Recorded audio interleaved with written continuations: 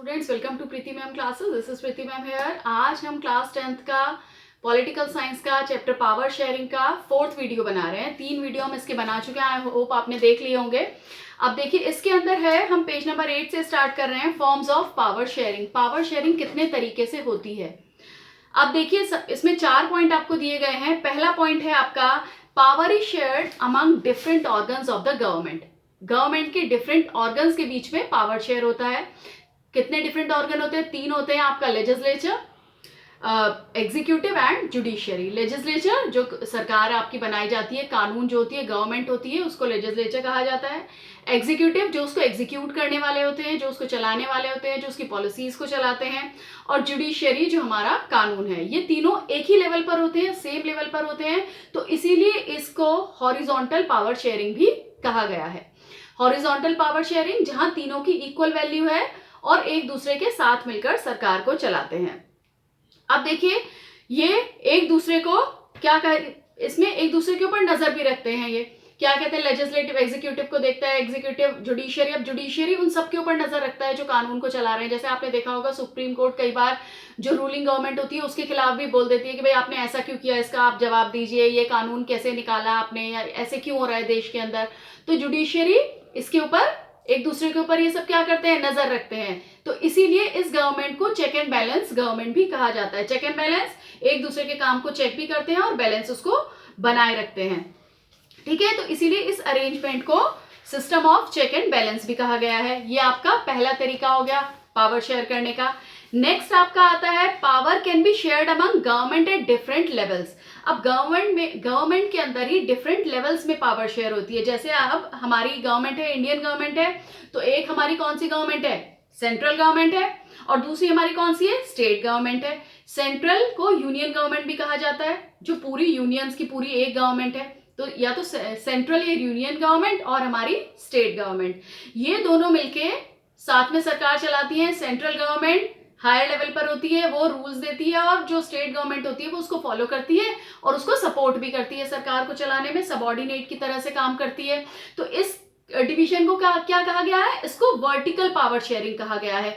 दोनों ही बहुत इंपॉर्टेंट है, बहुत बार आए हैं। Difference between horizontal power sharing और वर्टिकल पावर शेयरिंग समझ आ गया? Horizontal, legislator, executive and judiciary जो एक समान चल रहे हैं, एक दूसरे को सपोर्ट करते हुए, चेक एंड बैलेंस सिस्टम।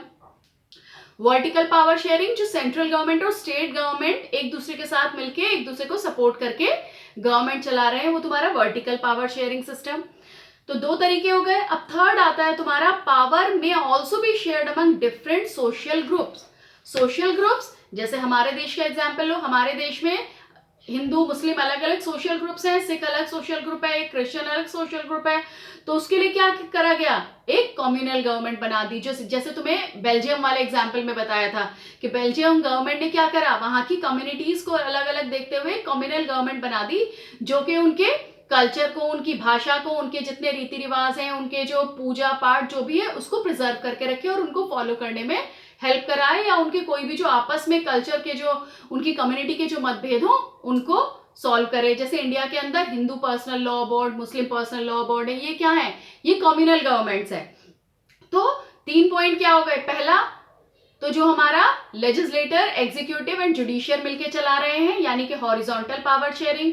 दूसरा हमारा वर्टिकल पावर शेयरिंग है, जो हमारी सेंट्रल गवर्नमेंट और स्टेट गवर्नमेंट मिलके चला रही है। और तीसरा हमारा आ गया सोशल ग्रुप, हमारी कम्युनल गवर्नमेंट। कम्युनल गवर्नमेंट क्या चला रही है? अलग अलग जो हमारी कम्युनिटीज हैं, उनके बीच में कोई भी, अगर उनकी कम्युनिटी का कोई भी प्रॉब्लम है तो उसके लिए वो कानून बनाती है, उनकी प्रॉब्लम्स को सॉल्व करती है। 3 तरीके ये हो गए। अब चौथा, इसमें एक अरेंजमेंट और हमारी गवर्नमेंट ने दिया है, जो डेमोक्रेसी के अंदर, हर डेमोक्रेसी के अंदर होता है, वो है political parties, pressure groups and movements. Political parties, एक सरकार, 2 पॉलिटिकल पार्टी तो हो गई, एक जो सरकार चला रही है और एक अपोजिशन, पर उसके अलावा भी आपने देखी कितनी सारी पॉलिटिकल पार्टीज हैं। तो वो पॉलिटिकल पार्टी क्या करती हैं? हर पॉलिटिकल पार्टी का एक मुद्दा होता है ना? हर एक का एक मुद्दा है जिसको लेके के वो आगे चलती है, और वो मुद्दा किससे रिलेट होता है? आम जनता से। और ऐसे प्रेशर ग्रुप्स होते हैं। प्रेशर ग्रुप्स देखो, जैसे अभी ओबीसी के जो रिजर्वेशन के लिए करते हैं, क्या करते हैं, धरने प्रदर्शन करेंगे, ट्रेन रोक लेंगे, बस रोक लेंगे, तो ये क्या होते हैं, ये प्रेशर ग्रुप होते हैं जो गवर्नमेंट के ऊपर प्रेशर करते हैं कि आप इस कानून को लागू करो या इस कानून को वापस ले लो। तो इनको प्रेशर ग्रुप्स कहा जाता है। और मूवमेंट्स जो सरकार के किसी भी रूल्स और रेगुलेशन के खिलाफ जो मूवमेंट्स चलाए जाते हैं कि भाई इसको ऐसा नहीं होना चाहिए, सरकार ने ये रूल लिया तो ये गलत है, इसको चेंज करो, तो सरकार के खिलाफ मूवमेंट चला रहे हैं।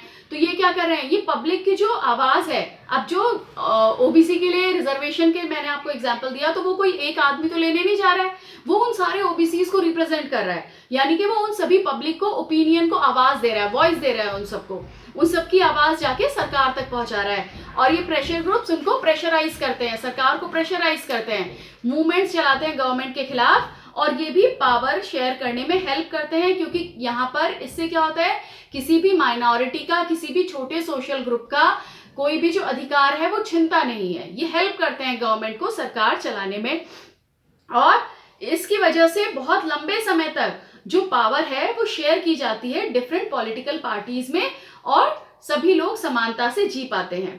ठीक है, और इसी का एक जो रिजल्ट है वो कोलिशन गवर्नमेंट भी होता है। कोलिशन गवर्नमेंट, कुछ ऐसे पॉलिटिकल ग्रुप हैं, कुछ ऐसी प्रेशर ग्रुप्स हैं जो चुनाव में पार्टिसिपेट तो नहीं करते, पर वो क्या करते हैं, वो प्रेशर बनाते हैं, वो किसी एक पॉलिटिकल पार्टी को सपोर्ट कर रहे होते हैं। जैसे बजरंग दल, बजरंग दल क्या है, एक पॉलिटिकल बीजेपी को सपोर्ट कर रहा है, वो अपनी तो उसकी कोई अलग पॉलिटिकल पार्टी नहीं है, पर वो क्या है, उसको सपोर्ट कर रहे हैं। तो ये प्रेशर ग्रुप्स होते हैं, है ना, जो जनता की बातों को वहां तक पहुंचाते हैं। तो ये तुम्हारे 4 पॉइंट्स हो गए इसके अंदर, फॉर्म्स ऑफ पावर शेयरिंग। ये 4 तरीके हैं पावर शेयर करने के, और ये इंडिया के अंदर चारों ही लागू हैं, हर डेमोक्रेसी के अंदर ये चारों ही होते हैं। इसके साथ ही आपका चैप्टर कंप्लीट हो गया है पावर शेयरिंग। अब इसमें जो इम्पोर्टेंट, एक तो सबसे पहले चैप्टर रीड करना, एनसीईआरटी के अलावा कहीं से आना नहीं है एक भी क्वेश्चन, तो इसको जरूर रीड करना। इसमें आप हॉरिजॉन्टल और वर्टिकल पावर शेयरिंग का जरूर डिफरेंस कर लेना, और जो मैंने आपको बताया लास्ट वीडियो में भी, प्रूडेंशियल और मॉरल वाला जो एक रीजन है, ठीक है, ये आप जरूर कर लेना इसको। और बाकी जो इंपॉर्टेंट क्वेश्चंस होंगे वो मैं समय समय पर तुम्हें देती रहूंगी। चैप्टर रीड कर लेना, वीडियो देख लेना, और जिन बच्चों ने अभी तक रेगुलर क्लासेस के लिए चैनल को सब्सक्राइब नहीं किया है वो कर लो, क्योंकि मैं टाइम टाइम पर डालती रहूंगी आपका पूरा सिलेबस कंप्लीट कराने के लिए। Okay, thank you.